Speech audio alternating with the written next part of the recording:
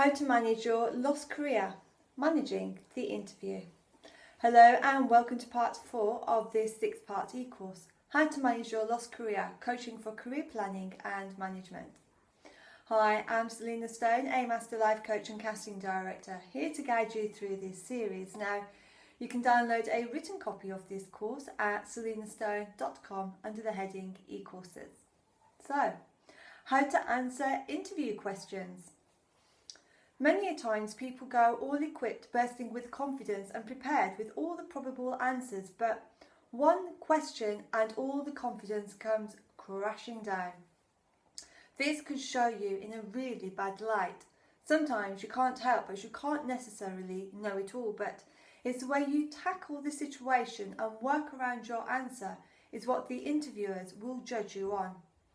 An interview is all about answering questions, and there are techniques and strategies you can use to answer the questions in a way that the job's assured.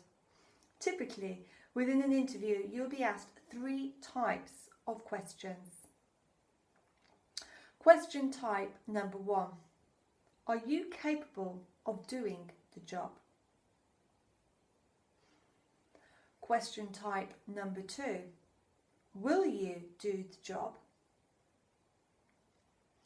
Question type number 3. Are you a team player and will you fit into the company? That's it.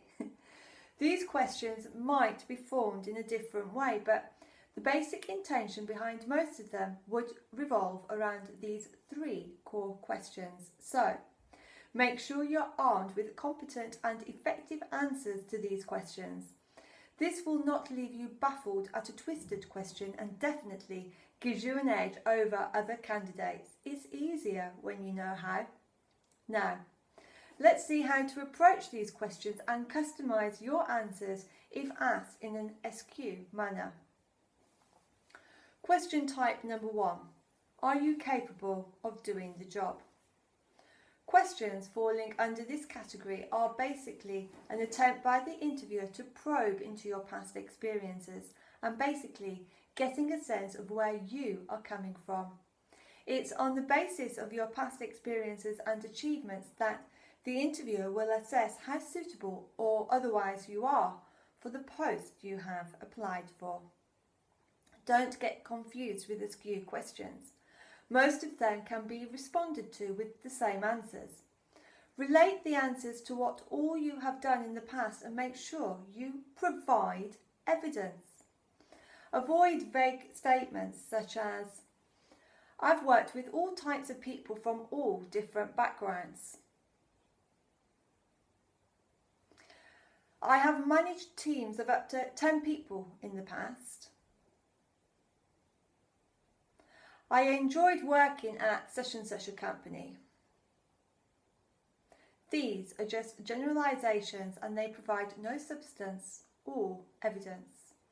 Instead, you should say, I have worked with all types of people from all different backgrounds. This has meant that I have to be able to build up a toolbox of communication skills so I can get the best out of people and also know what motivates different people to get the job done. Can you make out the difference? Isn't the latter making a more powerful statement? Start to think like an interviewer. Ask yourself the so what question. This means that whatever you say in response to a question, pretend that the interviewer says to you, so what? This will make sure that you provide benefits and real life evidence of what you have done and how you did it. Question type number 2. Will you do the job? Questions falling under this category are basically probing your motivation levels and comprehending your positive and negative character traits. Such an assessment helps the interviewer an insight on whether you will do the job and what kind of approach would you adapt to work. It is about your attitude and what you will bring to the workplace in terms of your outlook and positivity. Nowadays, the onus has shifted from academic qualifications and work experience to various soft skills and personality traits a person possesses. This is what sets you apart from people with similar calibre. The interview tries to probe what kind of person you are with such questions. You need to convince them that your personality, your drive and your will to work hard is exactly what they need. When answering the questions, you need to bring in your motivations and your character traits into the conversation to prove to the interviewer that you are willing to do the job. Some examples could include: I am a highly motivated person and I like to get the job done. On occasions, plans have to change and I'm extremely flexible when this is concerned. If it is a case of staying behind to get the job done, I will do this.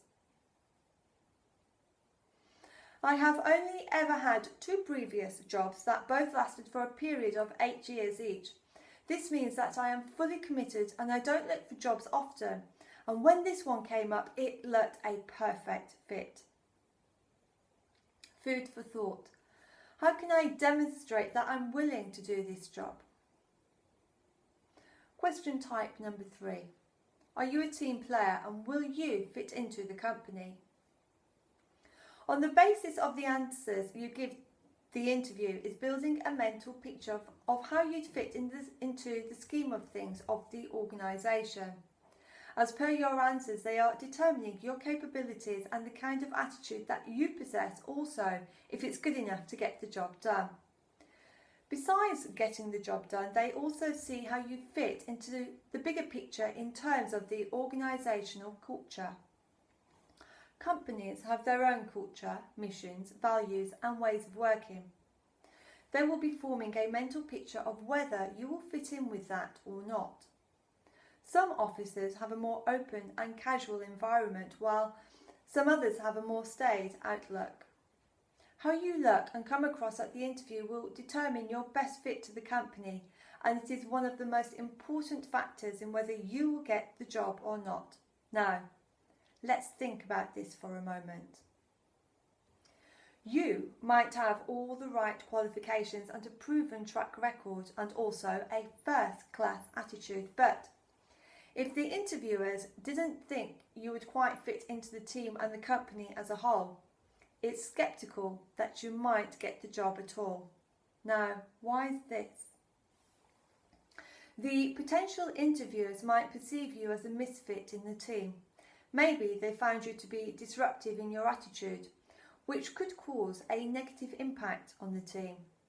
Maybe if the organisational approach is very casual and light-veined, and you come on as a serious business-like person, they might write you off considering you would be a total misfit in there.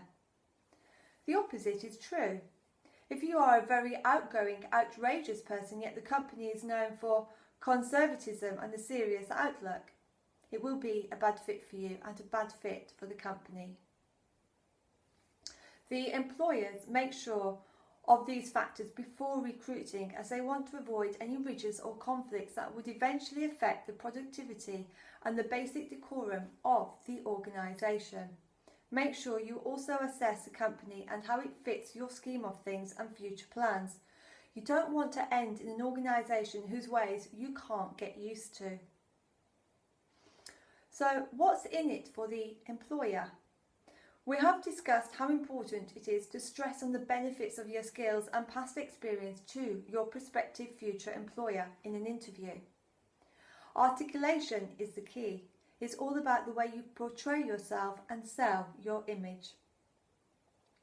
Sometimes it is not straightforward to see the benefits in what you've done, but if you question yourself enough times and use the "so what" approach, you'll find that you start to produce some benefits almost straight away. You need to answer the question, what's in it for me? This is exactly what the interviewer is thinking as he is assessing you. You need to step into their shoes and look at what appeals to him. What better way than to answer it for them? Think of certain phrases that you can use that stress the benefits of your skills or experience. Use these phrases at the end of talking about your skills and experiences. which resulted in blah blah, which meant that. The benefits of this were. The advantages of this were. We achieved. The end result was. So, is the interview scheduled? What do you do next? So, you want to know how you can go into an interview fully prepared, ready for any question and ready to sell them on the best thing that has ever happened to them, your candidacy. You have an interview scheduled. It's a company you'd really like to work for and the job is perfect for you. It's just what you've been looking for. Now, all you have to do is convince them. Not so fast.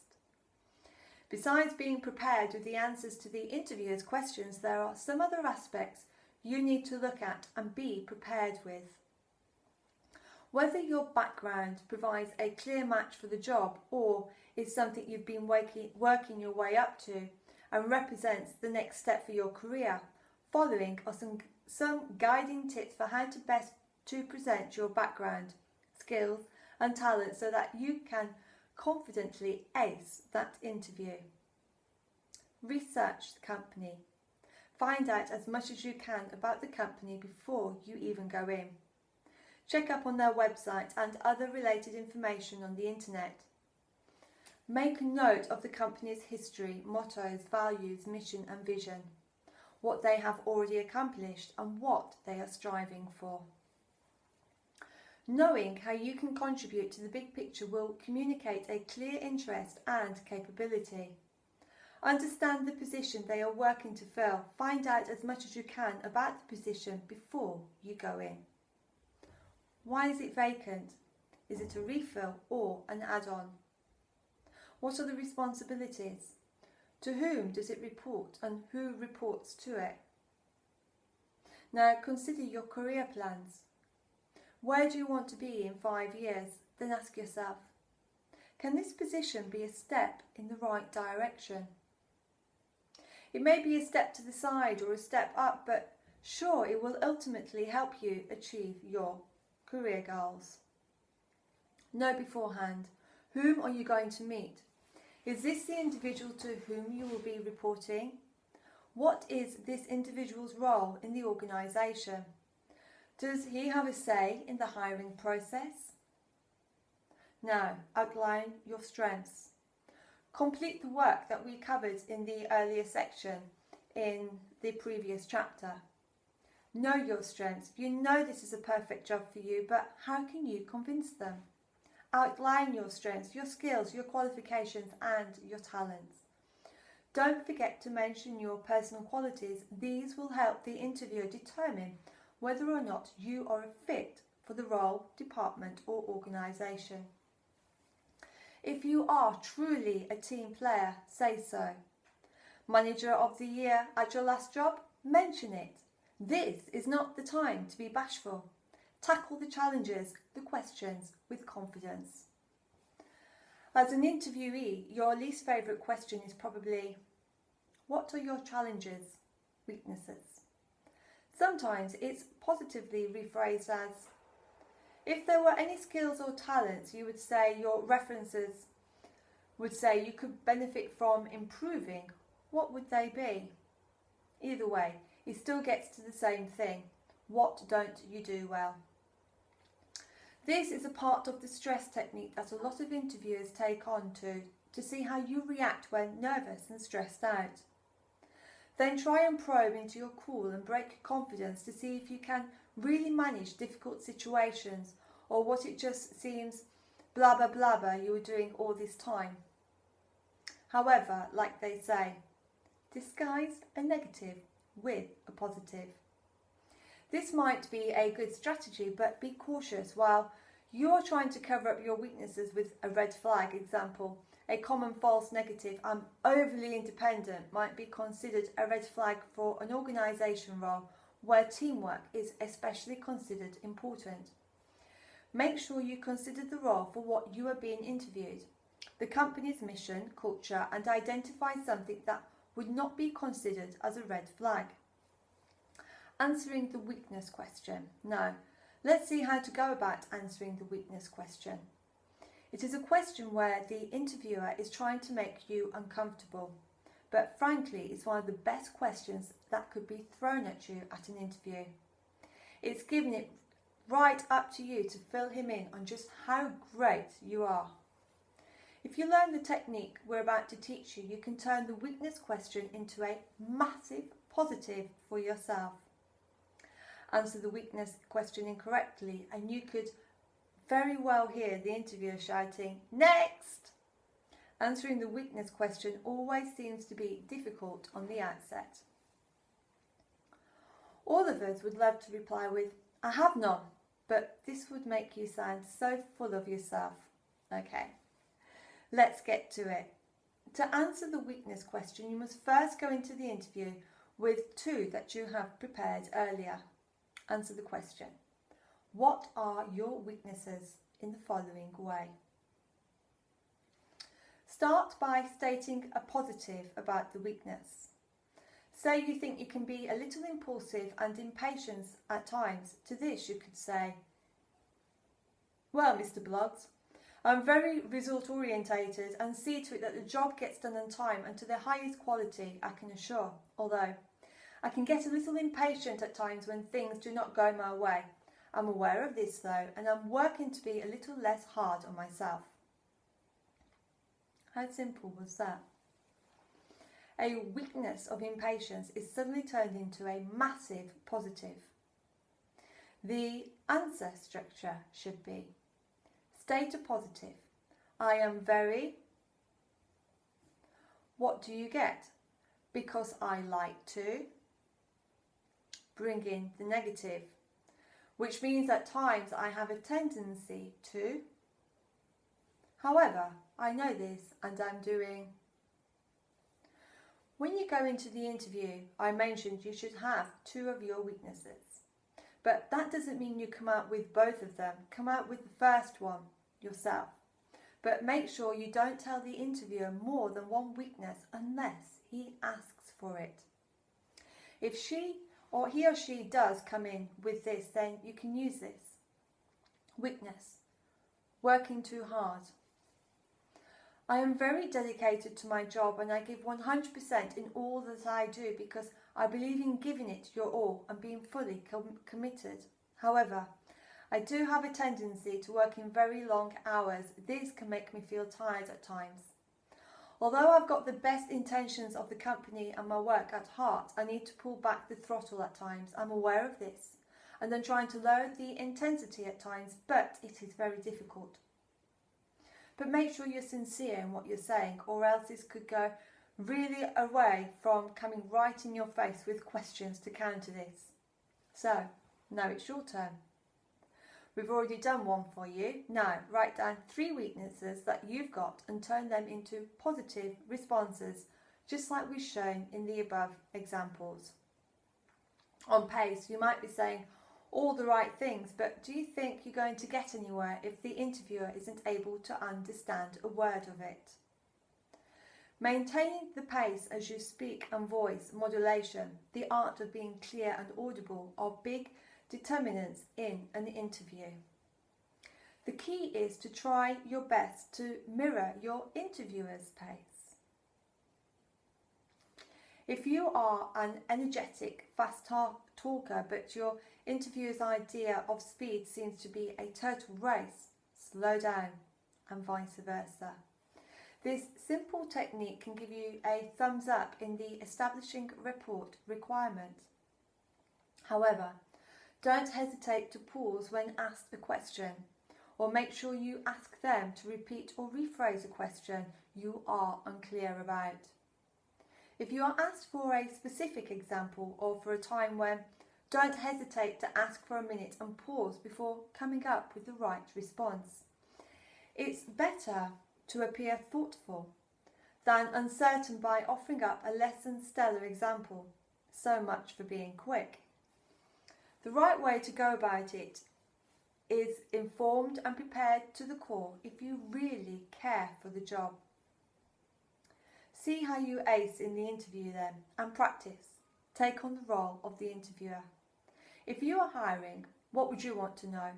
But above all, be yourself. It's the glove that fits best anyway. Now, let's get to the impression of the management. Doing all the preparation would sure come handy, but if you don't pay heed to how you present yourself, it might spoil the party for you. The first impression that you make as you enter the room and greet them is really the base of how things could go from there. And nice dress sense, smart etiquette and a confident body language can go a long way in giving you that initial edge. So, let's dress for the part. During the interview, it will not only be your skills, experience and personality that will be weighed up, but also your appearance as well. The way a person presents himself or herself through the way they dress up can tell a lot about the person. A shabbily dressed person might come on to be irresponsible and too casual in his approach to situations, while a smartly dressed one can give the impression of being organised in his or her ways. Many people just go with what they would normally wear to any formal function, but you really do need to give a lot of importance to your appearance. The interviewer will be giving you the once-over from head to toe. Besides the impression you will lay on the interviewer, more importantly, is your state of mind that will be boosted when you look great. You look great and you feel great. So, get ready to take on the interview and show them what you're worth. Here are some top tips for dressing the part. Research the company. Companies and even industries, for example accountants, have definable corporate cultures. Find out what the corporate uniform is and flaunt it. Much as you may want to be an individual, you will really want to play it safe at an interview.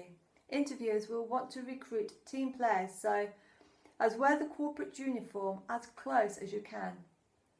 Even if the company dress code is casual, i.e. no ties, or that you can wear jeans, etc., make sure your interviewing clothes are formal and conservative.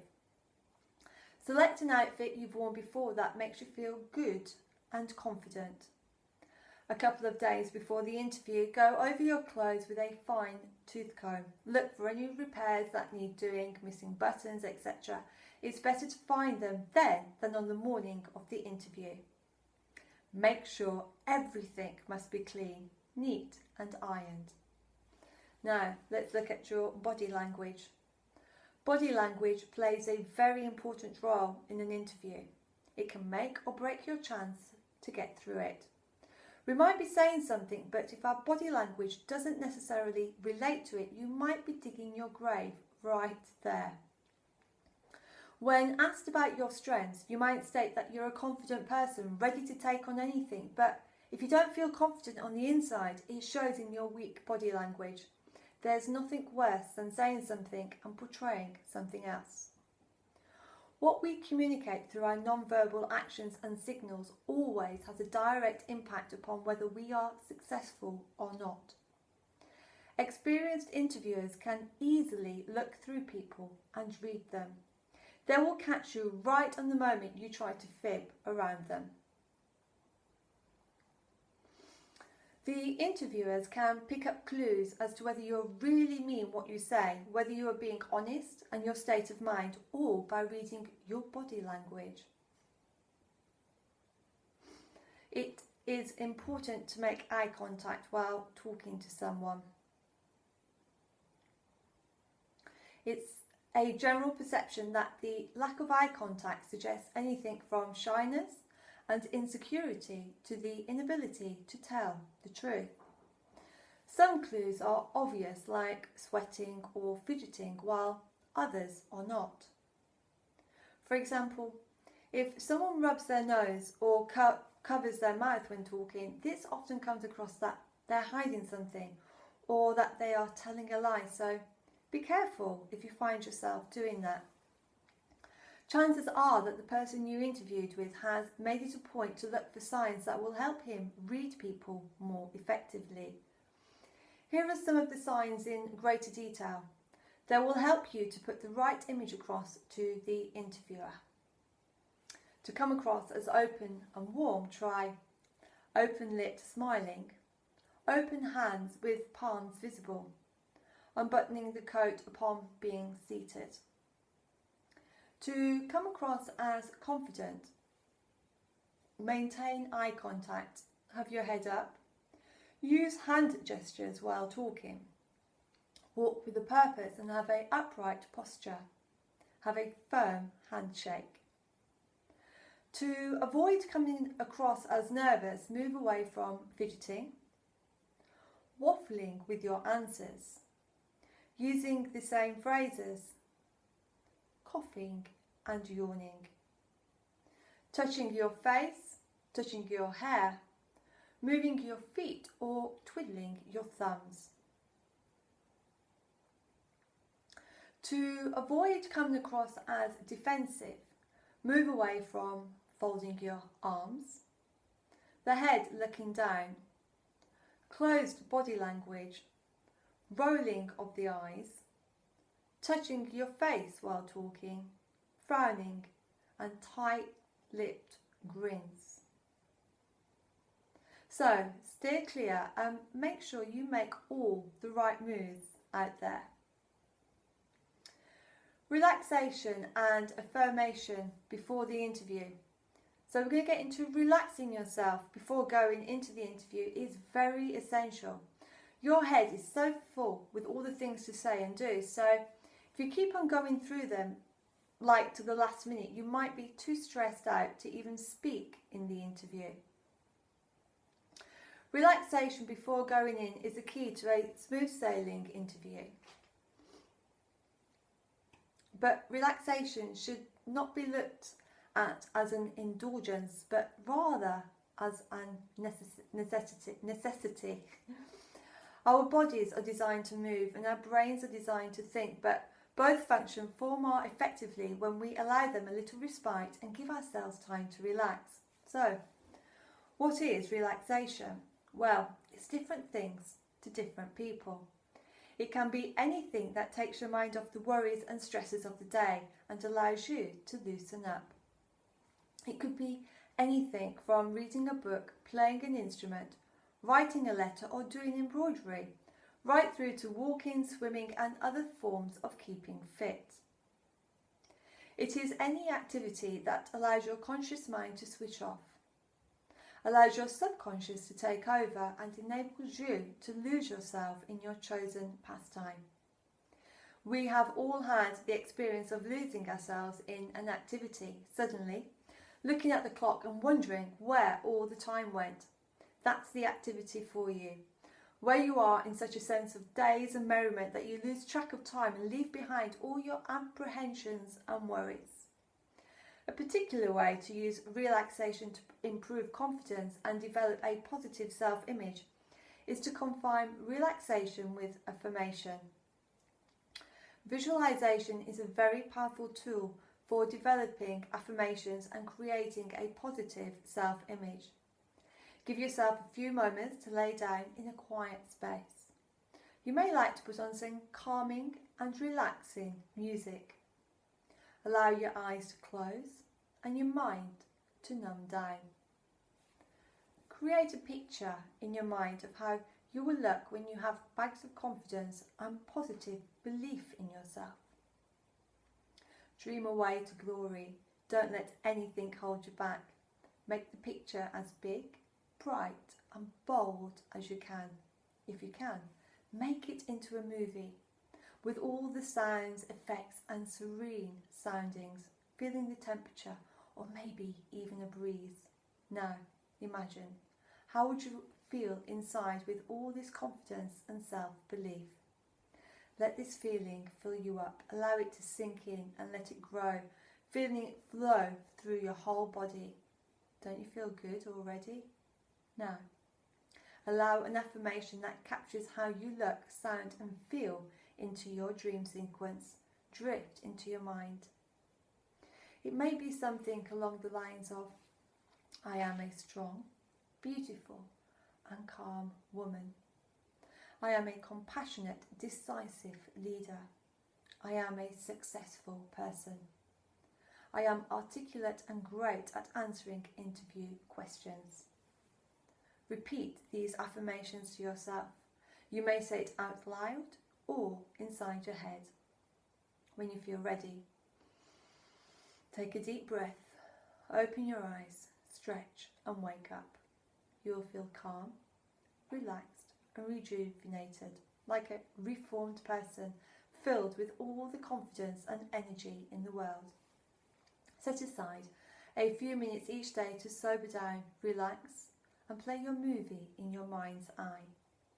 As your movie plays along, let your affirmation run through your mind and allow the good feelings to permeate through each and every part of you. Experience the feelings of self-confidence and positive self-image in every bone and every muscle in your body. As you allow your mind and body to relax, play your movie and recite your affirmation. You are training your mind and body to behave in a more confident way, and you are, in turn, enhancing your own self-image. You will notice yourself doing things slightly differently. You begin to walk taller. You begin to speak in a bit more, and those little things will grow and develop into profound changes as you become a more relaxed and confident person with a positive self-image. Now, popular questions asked at interviews.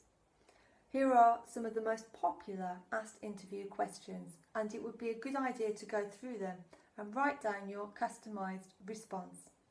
Just imagine going into an interview armed with the questions and answers beforehand.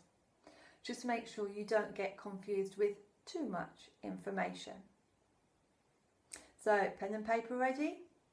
Take in what you can retain. No point stuffing up and purging senseless later.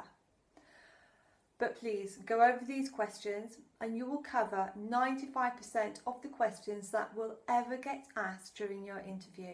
This will boost your confidence. 1. Question 1. Tell me about yourself. Question 2.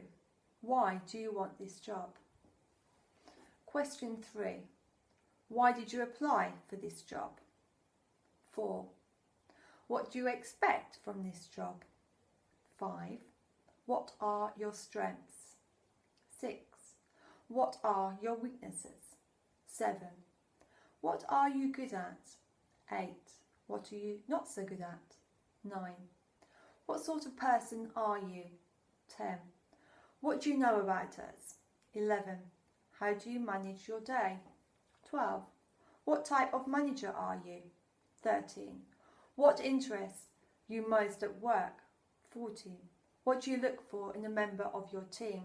15. What are your interests? 16. What do you like doing outside of work? 17. What do you like to do in your spare time?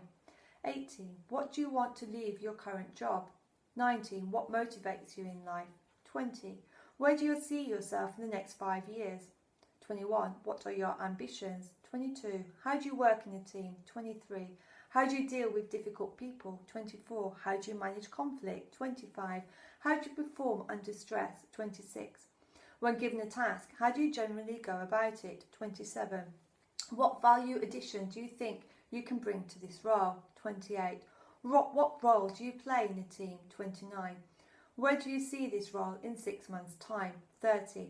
At position do you see yourself in the company in another 2 to 3 years? 31. What salary are you looking for? 32. What package are you looking for? 33. Talk to me about your work history. 34. Do you like to work as part of a team or on your own? 35. How many other jobs have you applied for recently? 36. What training have you had in the past? How do you get the best out of people? Have you got any questions for us? Asking questions.